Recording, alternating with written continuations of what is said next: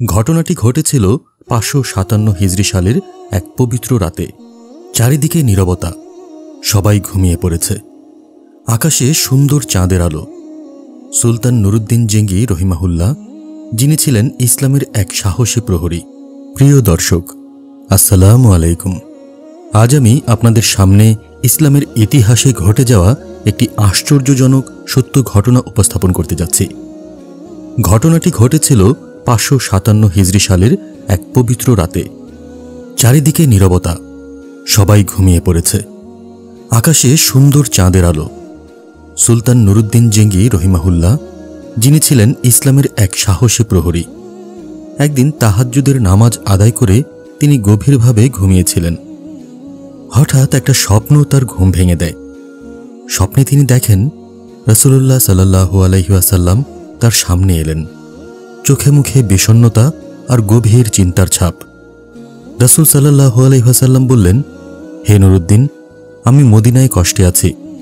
দুইজন ব্যক্তি যাদের চোখগুলো নীল, তারা আমার কবর খুঁড়তে চায়। তারা আমাকে বিরক্ত করছে।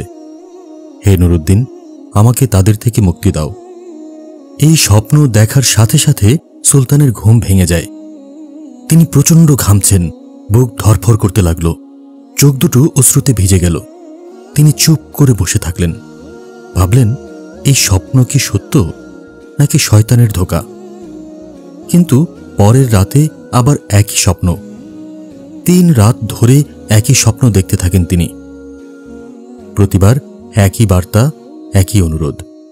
এবার তিনি আর দেরি করলেন না।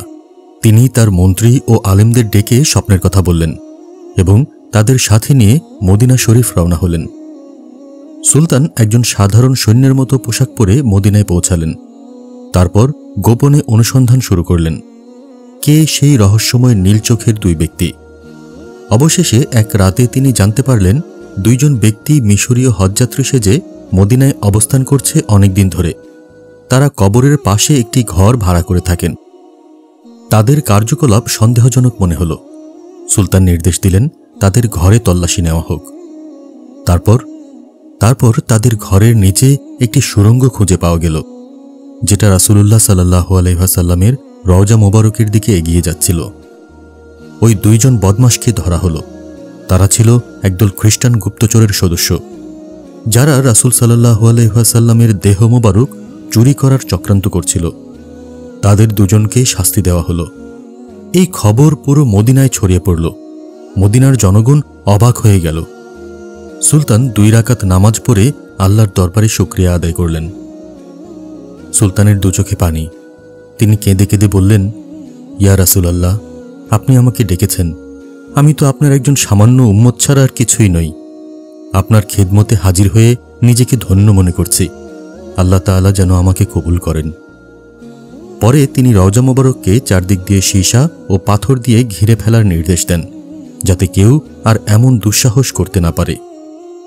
এই ঘটনার শিক্ষা, রাসূলুল্লাহ সাল্লাল্লাহু আলাইহি ওয়াসাল্লাম তার উম্মতদের প্রতি সবসময় দয়া করেন।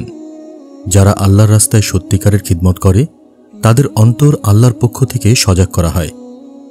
এক সুলতান, যিনি রাসূলের ভালোবাসায় নিজেকে বিলিয়ে দিয়েছিলেন, তার মাধ্যমেই রক্ষা পেল পুরো উম্মার ভালোবাসার কেন্দ্র মদিনা শরীফ। যদি এই গল্পটি তোমার হৃদয়ে স্পর্শ করে, তবে শেয়ার করো অন্যদের সাথেও, যেন সবাই জানতে পারে রাসূল সাল্লাল্লাহু আলাইহি ওয়াসাল্লামের প্রতি ভালোবাসা কেমন হওয়া উচিত।